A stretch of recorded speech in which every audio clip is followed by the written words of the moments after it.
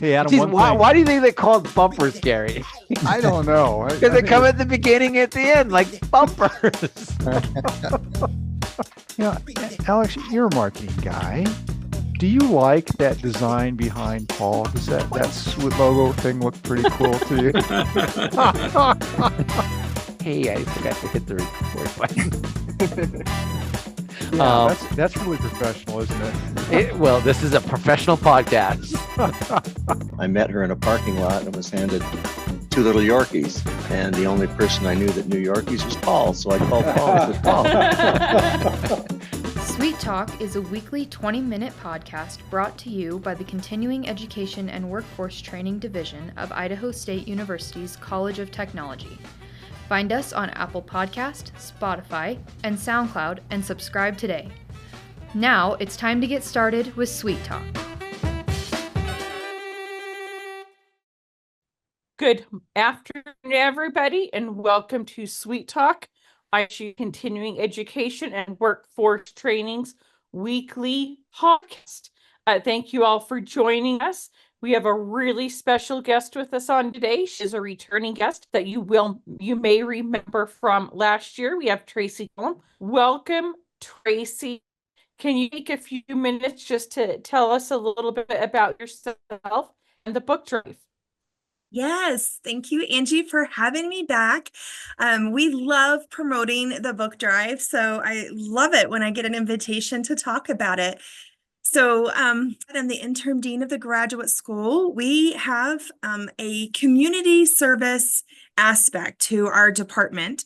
It's called Grad School Gives, and we do our best to look for community projects that we can be a part of and what we can actually implement ourselves. And so we do some volunteering in the community throughout the year, but every year we host a book drive for kindergarten through fourth grade age level books. We collect these books and we donate them back to the elementary schools. So you can see, if you're on video, you can see my picture behind me. This is an example of what we deliver to the librarians at our local elementary schools. We aim to send at least 50 books to every school, to public, charter, and private school libraries.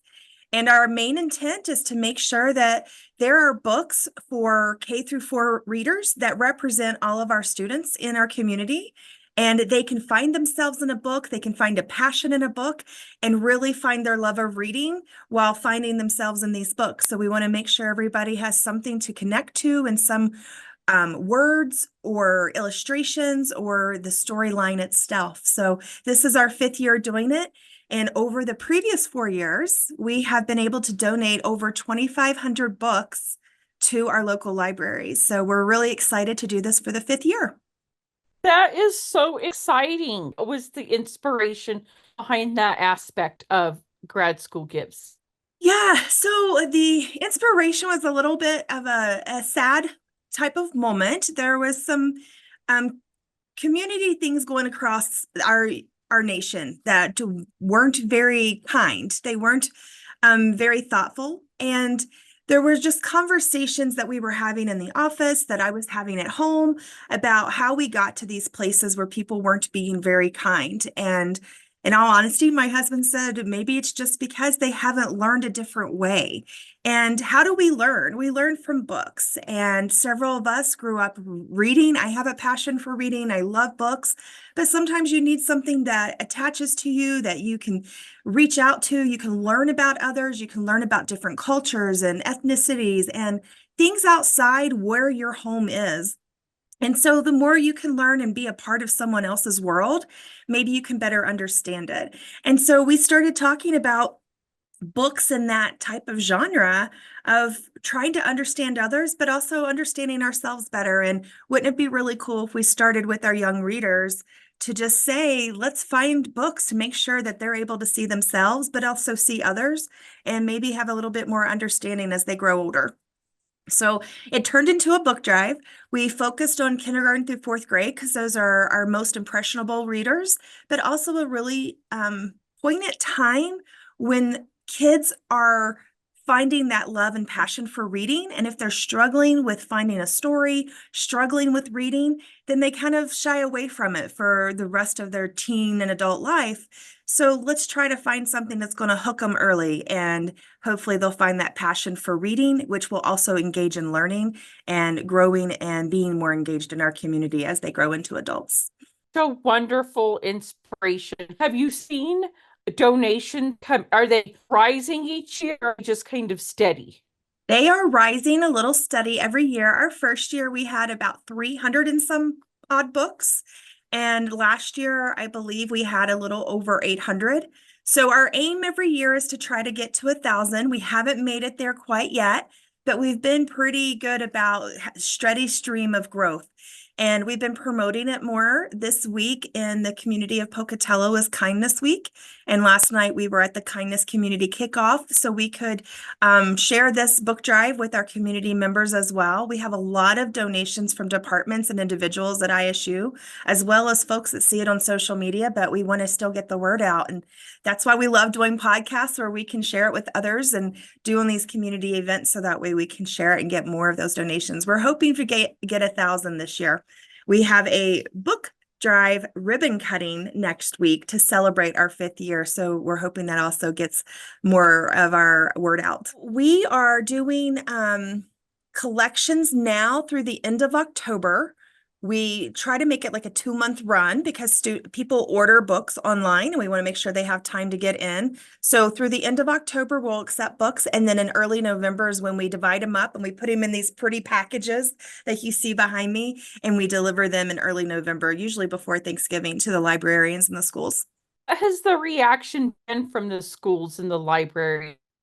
Yeah, so librarians, I think, are the most passionate about reading of any population of teachers or individuals you'll ever meet. So when they see people coming with stacks of books that add up to this, up to 50 books, they just get wide-eyed with excitement.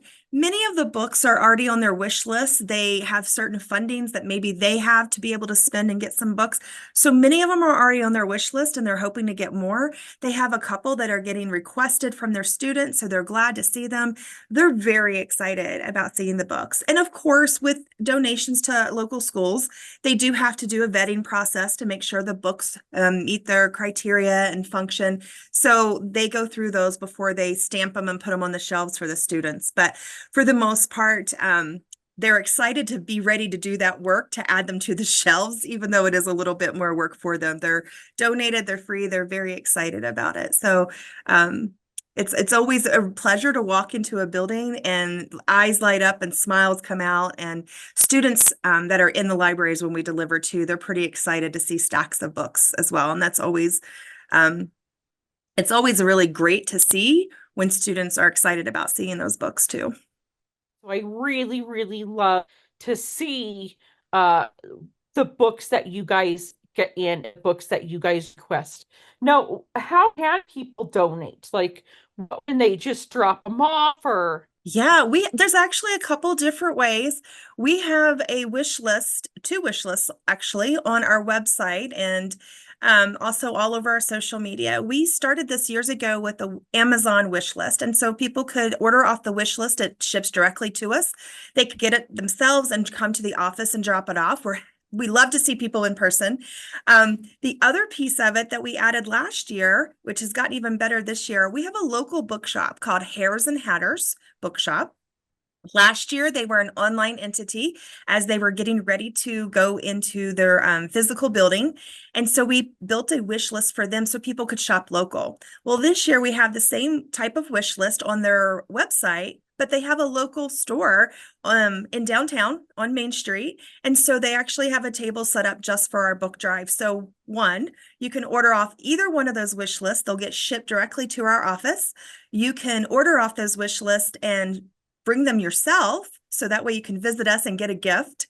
And then you can also go to the Hares and Hatters bookshop on Main Street, and they have a collection box. So whenever you buy, you can actually just put it in the collection box, or if you feel like you want to bring it up and see us at the museum building, we'll take it in person as well. So we have multiple ways to donate. And our office is in the museum building on campus. We're on the 4th floor. And folks that bring them in person, we'll be able to fill out a little tiger paw. I don't think I've grabbed one, but we have a tiger paw and we're filling our windows with the names of folks that have donated. And so if it comes online, we'll fill it out for you. But if you come in person, we'll have you fill it out so that way you can put it on the wall and have your name on the door. Are there certain genres or types that you're looking for?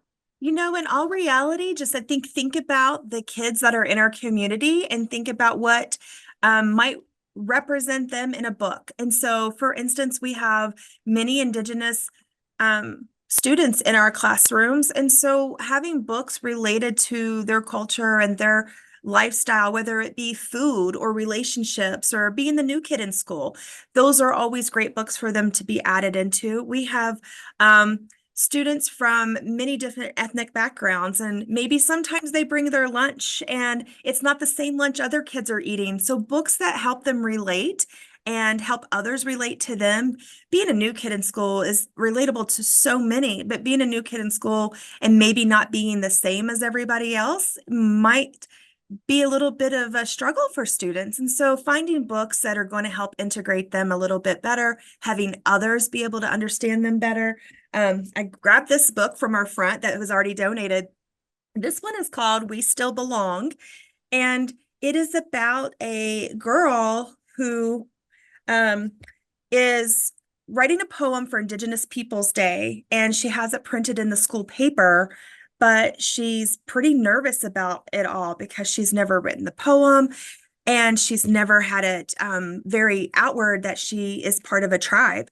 So in this book, they talk about her and her emotions and awkward conversations, which all kids have, but she's having them with teachers who don't really understand her powwow and her poem. And so it's helping her figure out how to navigate those situations, but also to help others can understand and help her navigate those situations too. So it's a really cool book. Christine Day wrote it. So we're just looking for things that will help students acclimate and integrate as best as they can in every environment. Students are, finicky at times on meeting and hanging out and recess and lunchtime. And so how do we just make sure that they are all having a good time at school, understanding what each other is going through? And so just being more kind to each other by understanding each other better. So any of those kind of books, Angie, are where we're looking for. We certainly will go off our wish list or out of our wish list. So if you find a book that you think is wonderful, by all means, it doesn't have to be on our wish list. We update those every year. We've got another one, just baseball biographies for kids. This was a book that we saw. The United Way did a Reading with the Grays event this summer, and they had given this book out to those kids that were reading with the Grays, and I thought it was fantastic.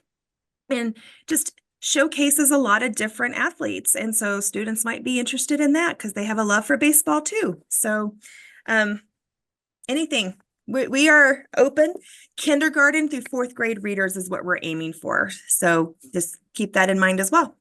And what I really love about it as well is we actually had local authors send books into the book club, but it gives another level of connection to the story itself. Oh, absolutely. We put the new Sacagawea book last year that was written by local author Randy Teton on our wish list. And we had a donor donate all 20. We asked for 20 of each book if we can. You don't have to order 20 at a time, but every one counts, right? And we got all 20 of them, but this year we wanted to add it back so more libraries could have another copy of it. And I will tell you, Angie, this book drive just reaches far-reaching areas of the US because my middle school social studies teacher bought the copies for that to donate this year. So we got another 20, but she's in West Virginia, and that's my middle school social studies teacher. And, this book drive, the passion for it reaches readers and teachers of all levels, but also parents and just supporters of local schools. So it's really cool to see the local authors. We like to put them on the list. So absolutely, if you see local children's books, then we would love to have more of those as well. But they reach various things, and then to have a connection, it's really cool to have that in the classrooms as well. There's two things I really come out of this podcast. One, raise awareness for ISU's book drive. But two, we actually get quite a bit of listeners from the Midwest. Right? We get a lot from like Columbus, Ohio area. But I hope is that possibly people who are listening from those areas might either think about opening this up in their own university or looking into if their own university has similar programs. So I think that, even if you're not in Pocatello, even if you're not in Idaho State University, there might, for listeners that might be out of our area, there's probably something cool that you can do for your own community with donating books as well. So I'm really glad you brought the reach. I know that at one point there was a memorial for my sister for the book drive. Just brought floods of people from all over donating just in her memory, which I thought was so wonderful, wonderful thing. Even if they're still, let's say it's your dad's birthday and you don't know what to get him and he was an avid reader, you may be able to donate to this in his name. Absolutely. So I think it's such a wonderful thing. And we have several of those. I mean, for your sister, we get a ton that say in memoriam.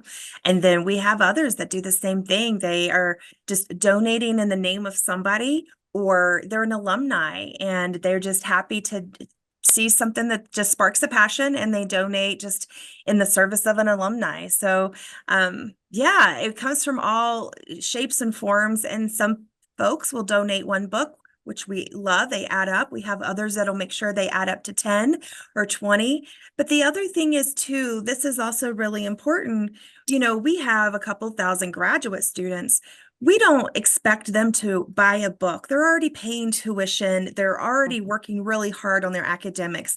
But I like to say sharing is caring, and it's free. If you can share our social media post about the book drive, then it might see somebody else on another feed that is interested and wants to donate one book. So, sharing is just as impactful as buying a book. And so we know some people, they're low on funds. This is not where their donations go for the year, and that is completely acceptable. We would just love for them to share it as much as they can, which is what we love when you invite us on the podcast.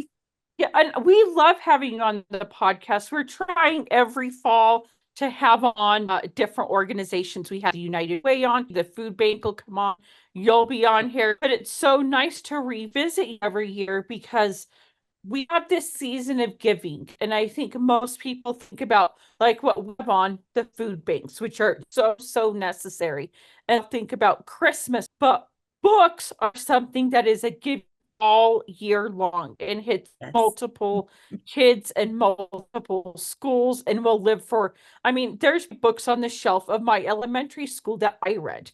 Yeah. So giving a book is a longevity, right? It lasts for a great amount of time, and many kids are going to pick up that book and read that story.